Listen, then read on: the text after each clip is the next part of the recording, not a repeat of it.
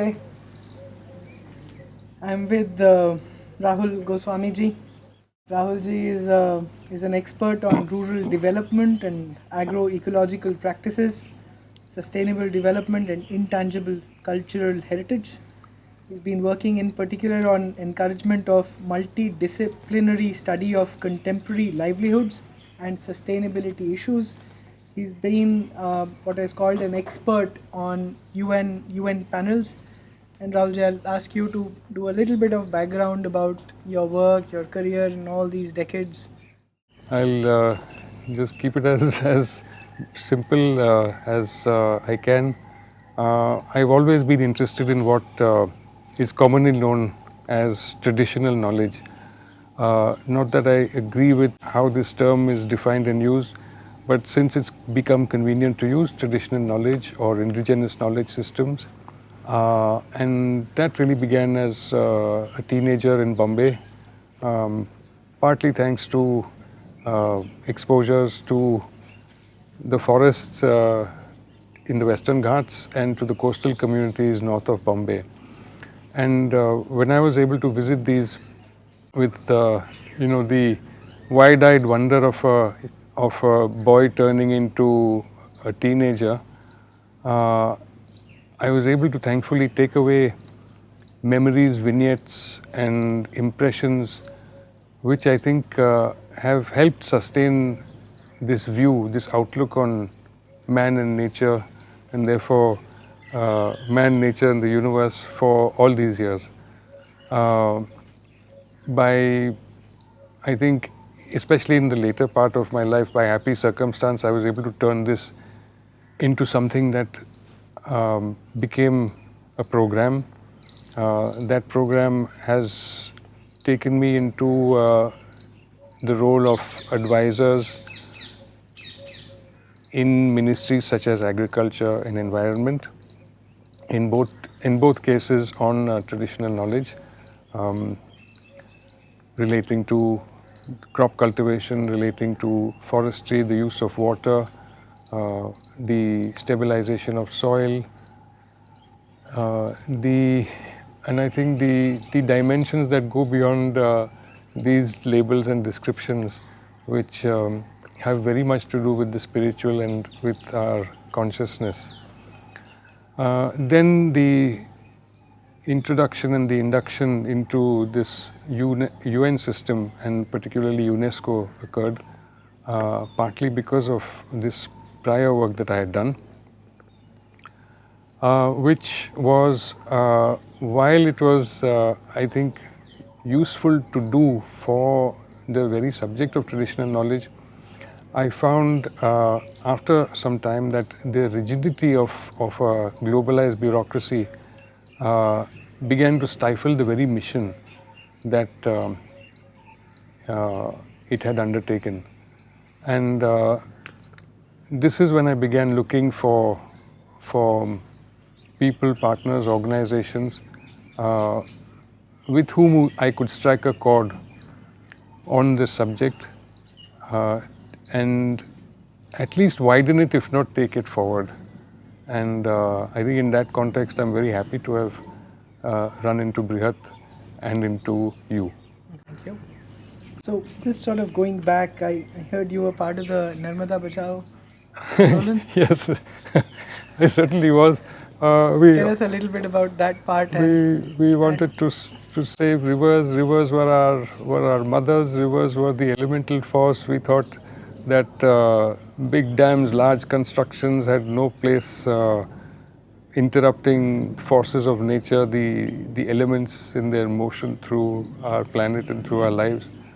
Of course, I'm saying this now in this way, but at that time I simply saw it as a young adult as man's unwanted hand stifling or strangulating, as we would say, the life of a river. And of communities associated. And of communities associated with the river, who drew their sustenance from it, who lived along its banks as regarding it as their mother. And yes, I thought all that somehow in a, as a young adult, you have these political ideas: what is good, what is bad, what is development, what it shouldn't be, who's driving the development that shouldn't be. As a young boy, I remember visiting Tehri Garhwal, and I think I met Sundarlal Bahunaji that time. If I'm not wrong, we were there. Yeah. So I used to be all this Yeah. idealism as well. But anyway, so just coming back, Yeah. so how have your ideas about big dams and all of that shifted? No, not one bit. Not one bit. Not one bit. Okay. I think that is, looking back, I would say that is a reassuring constant to see that fundamental ideas which I think I grasped by instinct have remained true to that instinct that grasped them. Okay. What I've done, as I think in the later part of my life, is try and widen the understanding that I have, and through that try and help others widen their own understandings of these forces of nature and our place within them. You still with the Narmada Bachao Andolan? No. Or you moved away? No, I think the pressures of day-to-day life in a city in the first place pulled me away from it. But I think what also happened is, like which happens to so many movements, is that they dissipate into other structures, and then one doesn't know what to make of them anymore. And then Help me understand. well, the Andolan itself broke up into different organizations, different groups. Most of them tried to keep the core principles for what they were fighting with and fighting for intact, and I think some of them succeeded. And then that the Andolan itself got merged into a larger umbrella sort of federation, which was loosely termed the People's Movements of India. And I think at that point then too much of political positioning started coloring anything that could be done or should be done. Okay. So I think that became a bit, certainly not my cup of tea anymore. What you of course would have worked with Medha Patkar. Yes. And what do you think about on the side of development, if you like, of economics? There's a lot of angst against her. Yes. Some of it political. Recently, I think she's been part of many political campaigns and getting muddled with that. But also of large dams. Anybody opposing large dams are seen as anti-development, and also could you help us understand your views of how they've remained how they were originally, and also some reflections on Medha Patkar's journey from early days to perhaps now. Well, she was very much the central figure of the movement at that time, together with a few others who were also very active in the particular districts that they were working in, which happened to be wherever the dam waters would cause subsidence or submergence.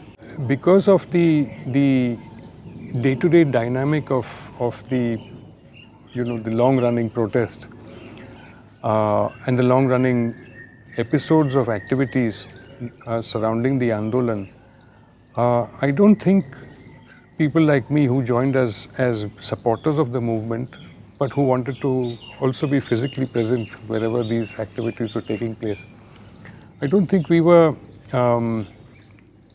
very much within Medha's field of view as actors on the spot. I mean, there was a core group, and there were other groups that were taken from these areas, affected areas. She certainly had a great deal of dynamism. She and the other main figures of the movement certainly had a very good command and grasp of not only the details of the structures, the dam structures and what they would do, but also the financing, the quasi-legal justifications for reservoirs and so on. But also I think the physical strength and capability to peg at it day after day. So as a young adult, that's what I saw. I didn't see, or it was obscured, the other connections that have led to these allegations. So whether they were there or not, or visible or working or not, I really was too immature in that field to be able to see and judge for myself. This I came across only later, and by that time my interests had shifted elsewhere, and I was physically no longer interested in doing that. I was more interested in being able to direct my energies in a, I would say, more formal way, which is then what led me to working with government in order to do this. And so, tell me a little bit about dams. What do you think of them? And this whole piece about. So there are two sides to it. Gujarat, for example, would have been the Kutch region, or the dry regions would have been in a terrible state, agriculture-wise and economy-wise, because of lack of access to water, which because of damming of the river has led to a lot of prosperity, large dams and all. What you still are clear that large dams are not the right method to move forward. I have no doubt about that. No doubt about it whatsoever. And share a little bit And about it? there are two aspects to this. One is, as I say, I think the way in which we look at water as an element in our culture, our Hindu Sanatani culture, the way we look at water as an element, the way we also that we ought to look, and sometimes do look at some of the other elements which are tangible to us every day, which is that they have a life in whatever form they take on the surface of our earth. They do have a role to play through their motion, their cyclical motion, as much as any other way. And I think it is a violation of that understanding of water as an element in the way that we see it, that we seek to interrupt it in any way. On the other side, the need of water is such that our civilization, in its different aspects, different eras and different communities and societies, has in fact evolved very sophisticated techniques to manage water, store it and release it when and where it is needed. And we have numerous examples of this, not least from those dry areas which you mentioned. As you know, the structures like Rani Ki Vav and Chand Baudi are in fact not only water receptacles for that copious stream of water which will fall maybe once in 24, 30, 36 months and then which will capture most of it, but they are also mandirs to the element and treat it with the reverence that it should be treated. In the same way, for example, in Tamil Nadu, the system of the Eri, which is the cascading water tanks, which is a hydrological achievement that I think has few parallels in the world.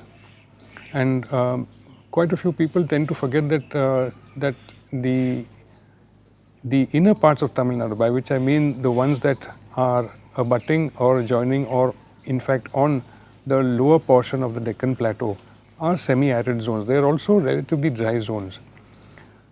So the Eri system in fact was able to graduate the collection and release of water in these different agroclimatic zones simply because of the genius of their planners and executors, where one tank will feed another, one tank will feed another, and so on along the basin of a river until it reaches the more fertile rice growing areas.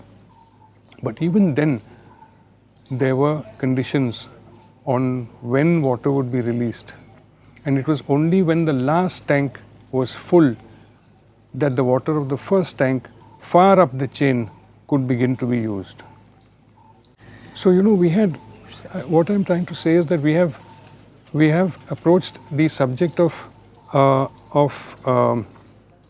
handling an element with such care and sincerity, with such devotion, that I thought, why have we strayed from that so much as to put this one large, ugly structure and interrupt the flow of a natural element? I'd like to learn more about this and what you mean by, water as an element and our understanding in Hindu Dharma.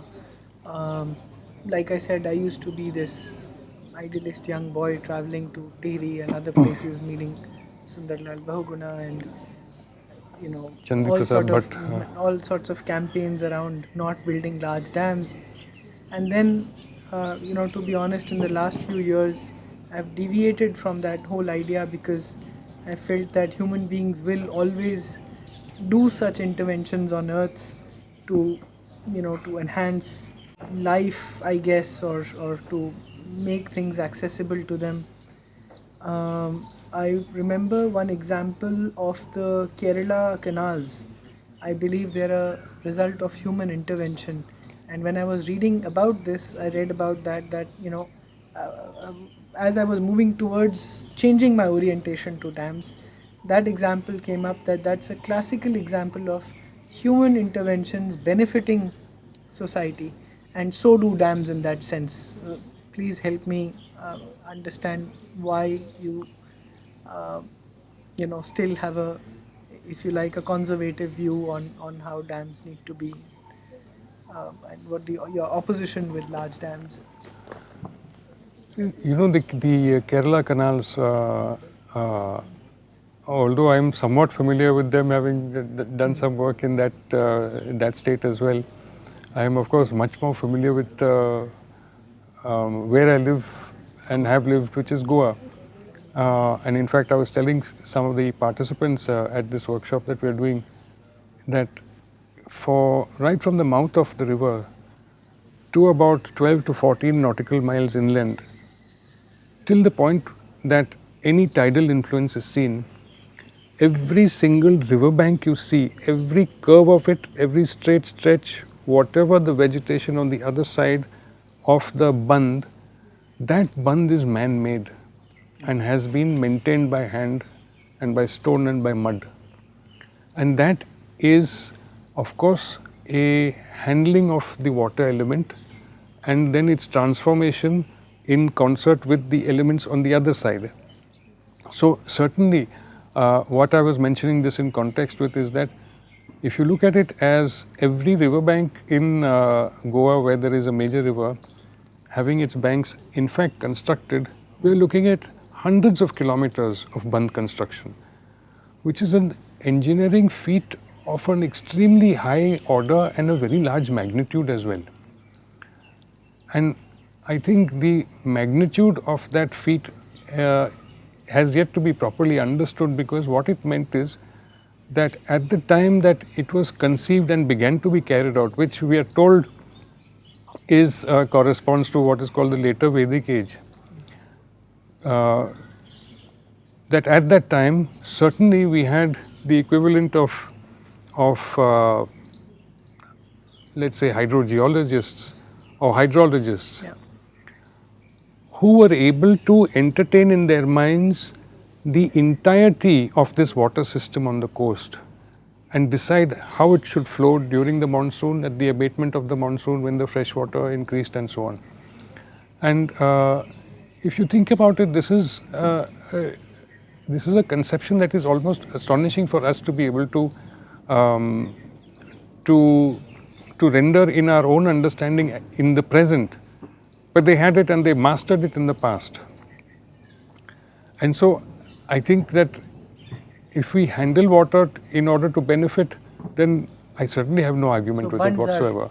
Bandhs is a management of the natural flow of the Yes. river. And similarly with check dams that are small and which conform to the terrain and the natural ebb and flow, I think we have no argument with that. Okay. And so your argument is against large dams which completely deviate the natural flow of the river. Yes, which obstruct. Obstruct. Yeah, which obstruct in an unnatural way. In a natural way, and the pooling of the element again in an unnatural form itself causes distress to the element and to the surrounding element, which is our earth. This is very interesting. What do you mean to the element? You mean to the water element? To the water itself? element. Please To the help water me element. understand more. So the way I would describe it is that the reservoir becomes, parts of the reservoir become a lifeless zone, a dead zone, because you have removed the quality, the tattva of motion from it. That is the way. That is the only way I understand it.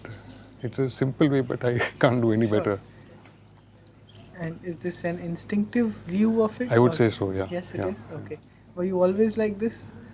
I Tattva was- of water, elements, anatomy, no. these ideas? No. No. Okay.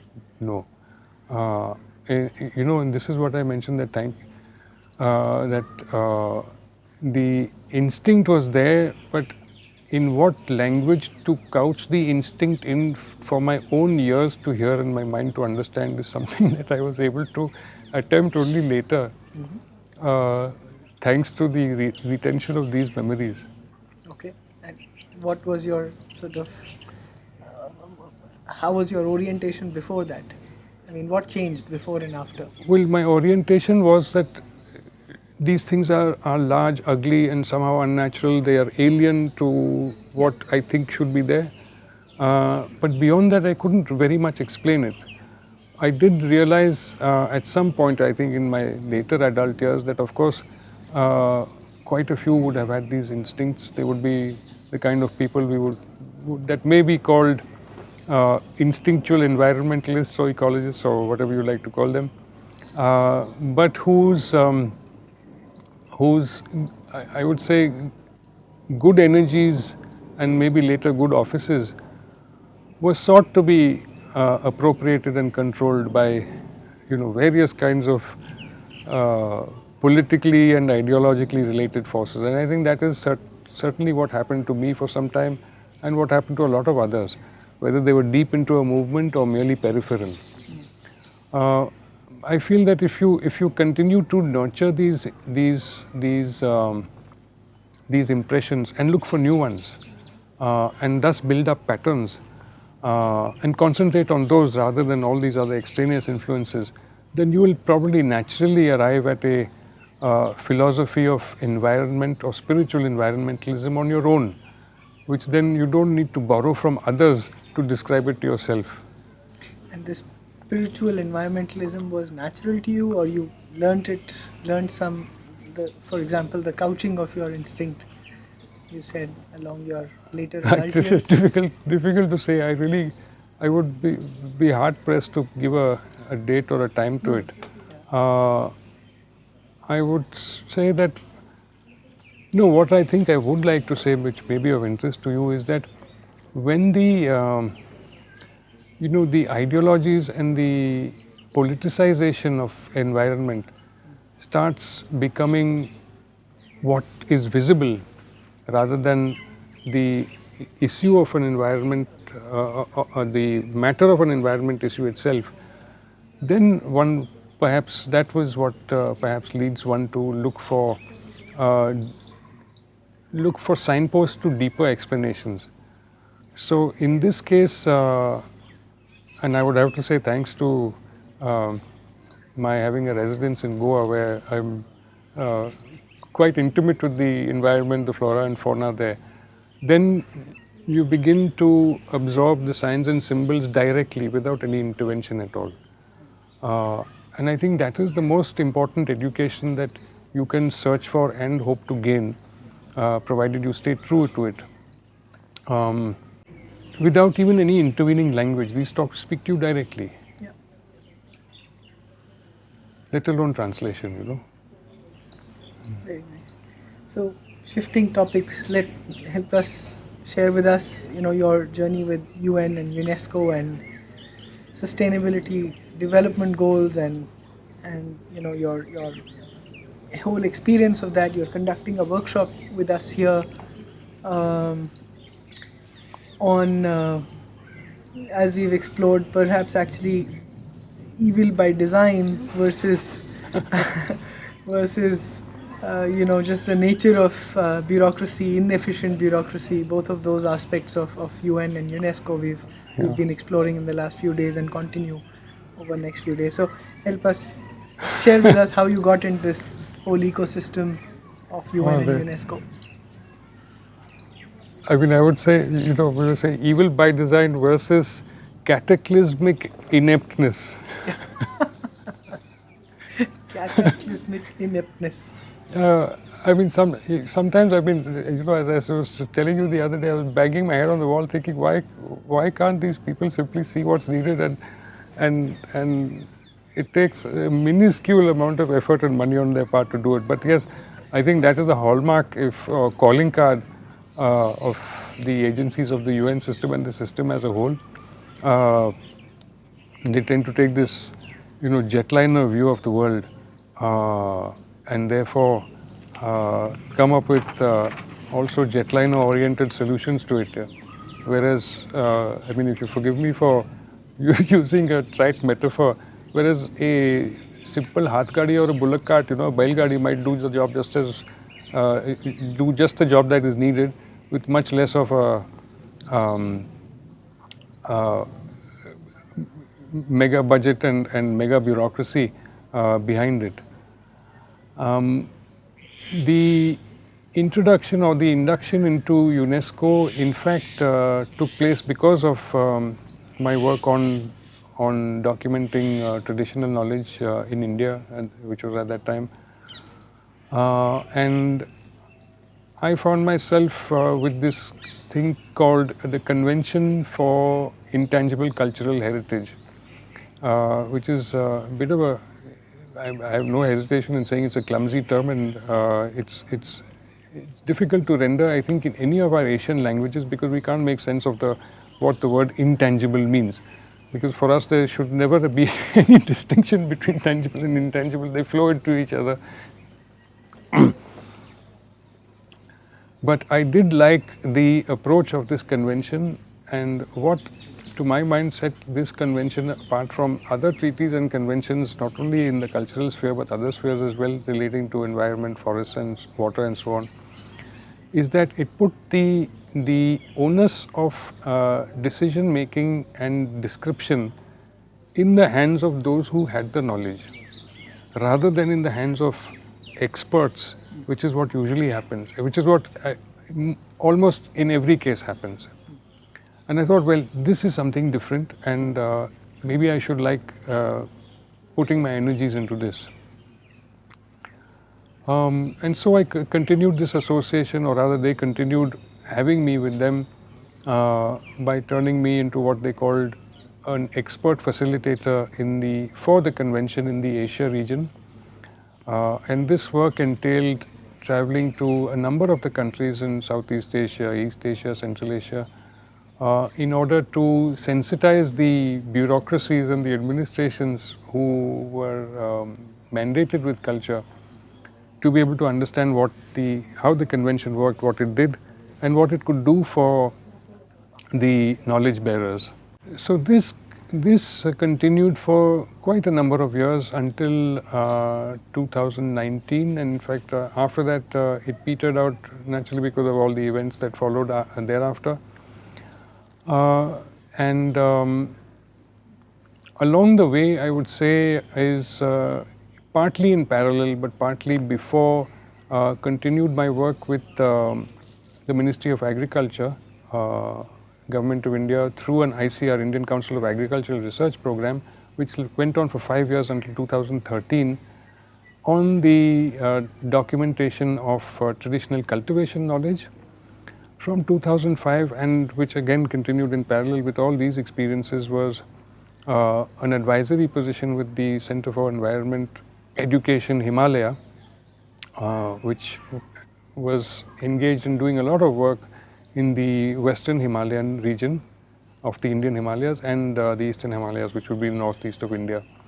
And at several points during, I would say from 2010 and 11 onwards, I came to see that you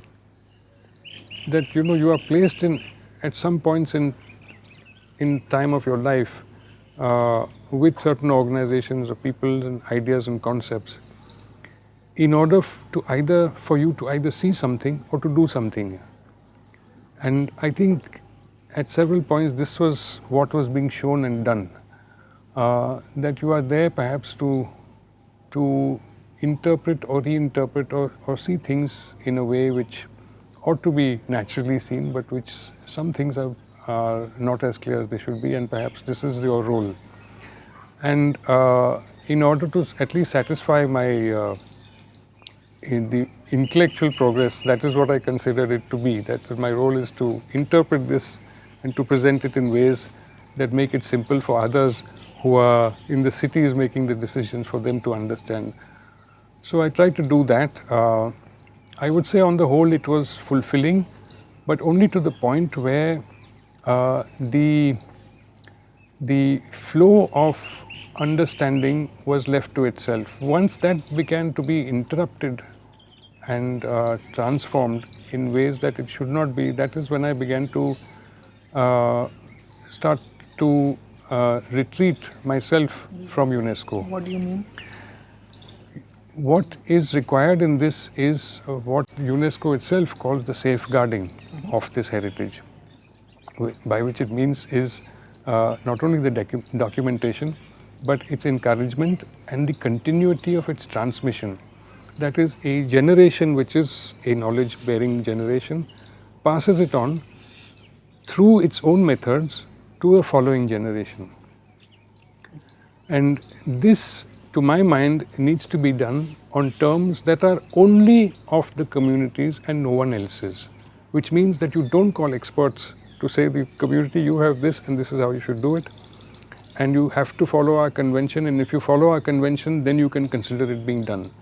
I thought these are impositions, and that is when I began to find it beginning to be a struggle to work under the constraints of these impositions. Give me an example for a little better understanding. So I will. I realize this is I'm speaking in theory. If you are a basket maker, let us say in Cambodia, and you come from a basket making community, you use a particular kind of bamboo which happens to grow on the river bank about 10 miles upstream, and you are used to that. And along comes a UNESCO cultural convention and says that, look, we think that your knowledge, because you're making these wonderful baskets which have a different shape and appearance, are a knowledge system by itself. We would like you to describe this, what it is, but we are giving you a format to use to describe it. I don't understand. So we would just document Correct. what they are doing and how they are doing Right, it. but that didn't happen. That didn't happen. Okay. What happens is that the local administration and the community are trained in the use of a format that is of actual form with prescribed questions, that these are the questions to be asked and these are the answers to be expected, all of which together form a description which can then be termed and understood and accepted as a description by the cultural convention.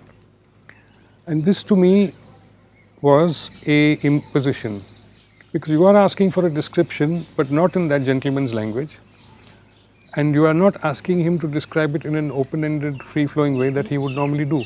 Exactly. So that was my question. Why not just document it like this on video? Precisely. Or make them just follow their daily lives and see what Yeah. they're doing, and that's documentation. I think this is one of the fundamental inconsistencies Okay. of between the mission and the action. So how do they do it? What does the form say which is different from the free-flowing Well, documentation? you won't believe it, but there used to be workshops conducted in those countries to train people simply how to use the form, never mind the description. And at that point, having done 2 or 3 of these, I realized that, look, this is going anywhere except where it should be going. Why are we even doing this? Why do they do this? Well, they do it, partly I think because of this cataclysmic ineptitude that I referred to earlier, which makes them very resistant to any suggestion for change. I mean, however practical that change is, that comes from the grassroots. And then what you referred to was this, is this some dimension of the evil design? And more lately, I have to say, I have leaned more towards the evil design part of it, because I can't see why you should continue to do this when I and others like me have given you ample evidence of why you should not, because it interferes with the very articulation of the identities of these folks. So why are you changing the ways that they would describe themselves and turning it into something subordinate? That is something that I... Subordinate to your own description, which, because it is an authoritative UN description, then it takes precedence. Help me understand more. What do they do with this? So if they document it in a certain format, and so they're training the people to understand the form and then, have answers which sort of fit some sort of a structure of how they're, how Correct. they're expecting the answers, if you It's like, what we hear about these IAS coaching classes. Yeah. It's that your freedom to think is completely curtailed by this set of or this mode of questioning that you are meant to expect. And so everything that you think about the subject is guided only by what questions you are supposed to be expecting and therefore have to prepare for. And everything that falls outside it is somehow terra nullius, it's not there. And this I found is something that was happening more and more in the traditional knowledge sphere. So insofar as the UN agencies see it, not only UNESCO but all the others as well, the Environment Programme, the UN FCCC, which is the climate change one, even FAO, which has a similar one on traditional knowledge, any of them, and therefore also by extension the other large multilateral organizations and their big NGOs and donor agencies and funding agencies as well, which is that we would like to have documented this particular kind of knowledge, but the language that we use and the manner in which we want to parse that language into concepts, those are all ours. And for you to say what we would like you to say, you have to learn our method. That's like Ramanuja. It reminds me of Ramanuja being taught how to prove his mathematical formulas with axiomatic proof, like Professor C.K. Raju says, instead of by intuition, for example, which is how he would react to it. That it triggers that thought in my head on is it ineptitude because of the construct of how the Western mind thinks. But anyways, what do they do with this information when they get it, even if in their own language? I mean, what is the outcome they want to achieve? I think that is the proverbial $1,000,000 question. What is to be done with this? Are you achieving a safeguarding of the world's knowledge? If that is indeed to be achieved, then how is this right to do so deposited with you? By whom? And if you have taken that right, regardless of who has given it to you or whether you have snatched it, then are there no corresponding rights of those whose descriptions of knowledge you have taken?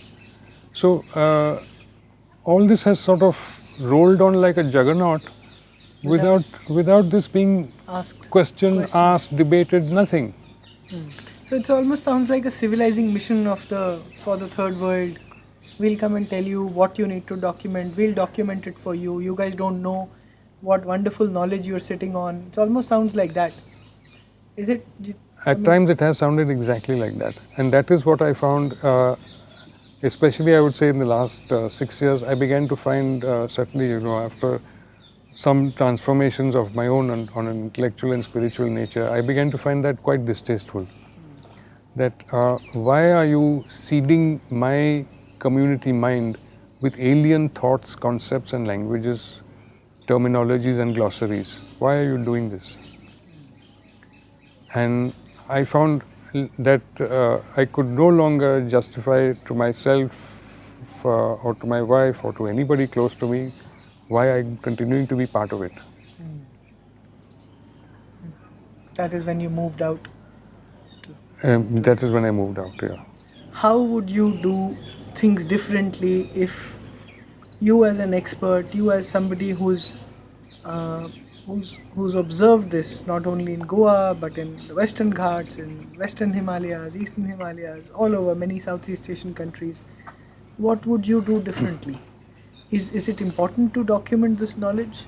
If yes, how would you document it? And why is it important to document? Are we losing it? Just so all of these questions come to my mind. Yeah, I understand. So I think I'll start with the last one first. Yes, we're losing it.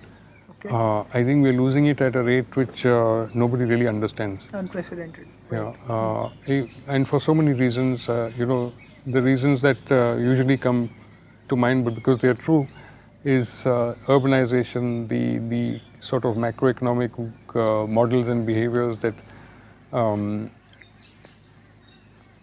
that herd people into particular kinds of behaviors and consumption patterns, which then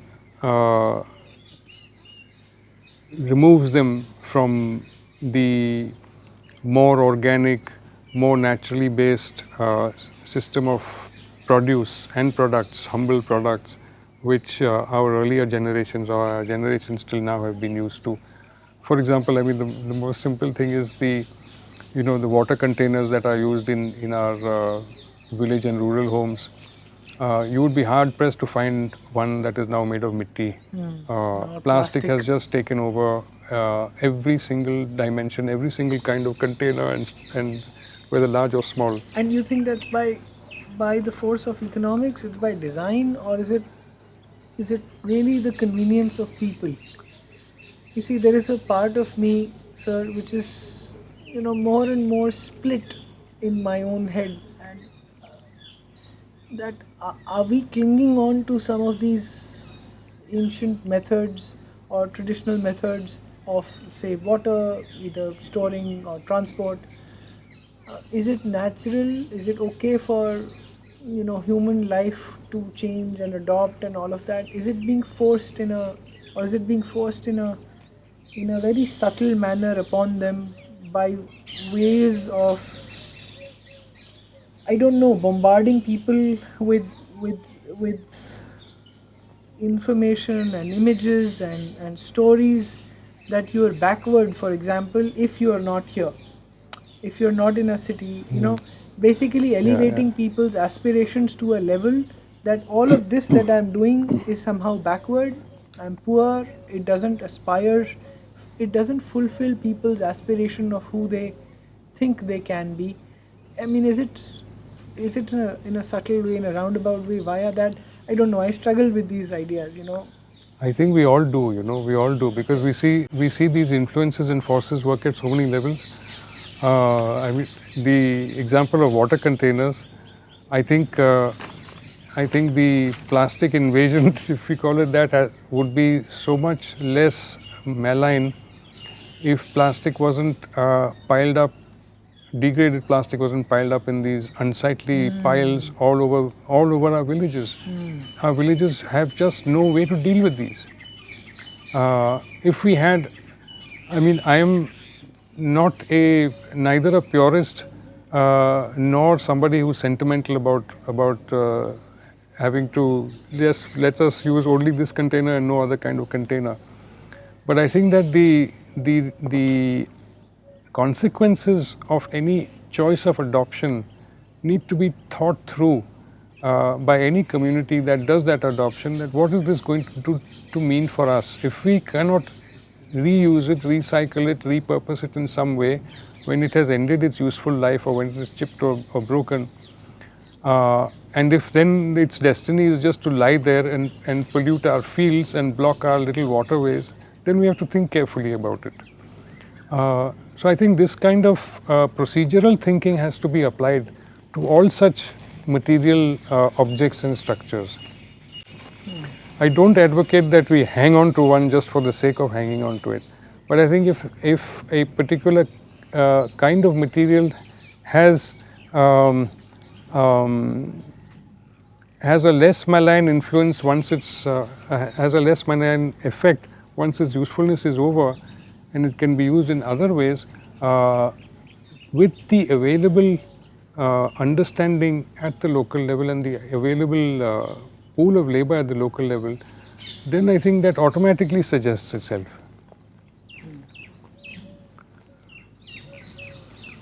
I mean, if there was, that might be a framework worth exploring as a in fact as a craft subject or as a hastakala subject, one that goes beyond beauty and aesthetics into form and function, because today we've divided hastakala into this being beauty aesthetics, that's why we buy it and we hang it up and we adorn our walls and surfaces with it, and form and function, then we look for something else here. Yeah.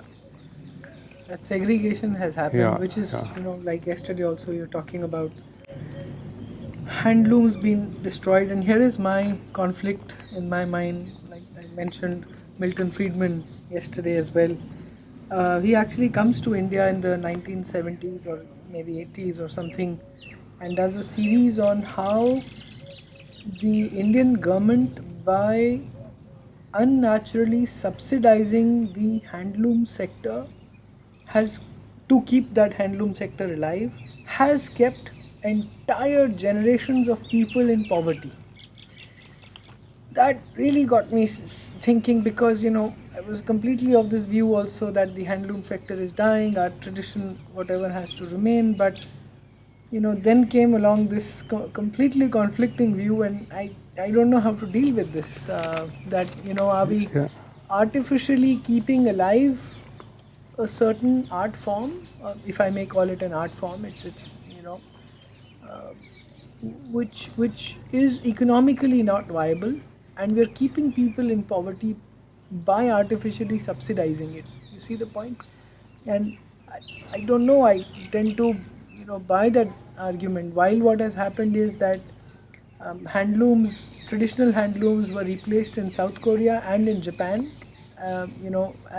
pretty much at the same time, and those countries progressed, if I may say so, quotes and progress, progress in quotes, economically, while millions of people remained in, charkha has become it's still called a symbol of national pride. I'm not too sure at this point, is it national pride or it is a symbol of poverty at this point in time. I don't know, and I may sound obscene in this conversation, but No, not at all actually, I'm Rahulji. struggling with this. This particular point about the unnatural subsidy, I agree with that part of the point, because what I've directly seen, not only with handlooms but all sorts of other things that have come under the ambit of government-sponsored craft, has in fact created an extremely unhealthy and deleterious culture of dependency. And that dependency has, in my view, I would agree, has been responsible for a lot of the ruin of the way a flourishing handloom sector would work in a society that appreciated both the product and the process and the holder of the knowledge that led to the process. An example to exactly what you just said, subsidy and how people change behaviors. I hear from domestic help from Odisha that people don't have any incentive to grow even rice, because rice is available at 2 rupees a kilo. Nobody wants to work in the farm because Yes, food is yes, available yes, for free. yes. And so there is this whole system of dependence, of not being able to create value for yourself. You want the government to come in and solve for jobs, for my idealism, for Yes. sitting idle, and for, of course, food the government has solved because it was a Bimaru state. But it is, and that's sort of what has happened in Punjab as well. If you look at the entire MSP scheme, it is actually taken the whole culture of drugs is perhaps because of not having anything to do. Bihari labor coming and producing your khet Right, for you right, while you have yeah. tax-free income and Right. large acres of land which the Mm. government pre-buys, and you know exactly how much you're going to earn. Right. Where does one go from here, really, with having accumulated this experience and whatever understanding that I was able to describe to you? Where does one take it from here? Because I don't think there are really structures extant which which have the space for this kind of approach and thinking. We probably need to create them, and I think we need to create them with a view to, to making that artha become more rooted, as I believe it should, in where is the spiritual destination for which we need that artha. Uh, if we seek the usual suspects, we are going to get no answers. I mean, I can certainly give you a roster of no answers. But again, coming back to what you mentioned about Japan and Korea, for example, Japan and parts of Southeast Asia as well, where they have these fabric techniques, these fabric traditions called ramye, which is a kind of reed or a grass, which, when treated properly and handled well, become fabric of a very